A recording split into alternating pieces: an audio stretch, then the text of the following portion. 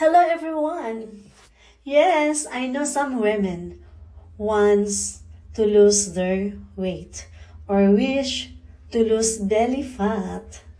Here's my tips for you. Prepare 20 pieces of calamansi. Wash and cut a calamansi in half. And squeeze the juice and have it into a small glass to collect it.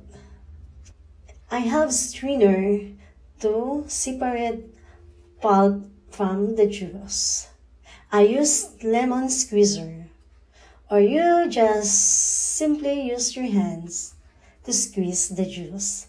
I add honey, and honey can be easily mixed into various juices as a natural sweetener, and it has potential benefits. Shake it well for a better and greater taste of honey and calamansi mixture.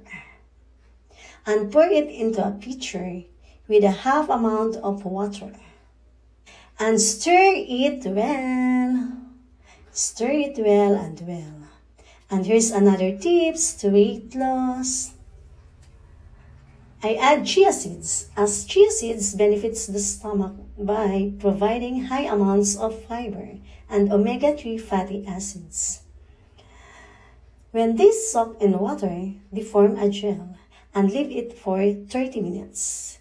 And after that, you can drink. Thank you for watching. Bye!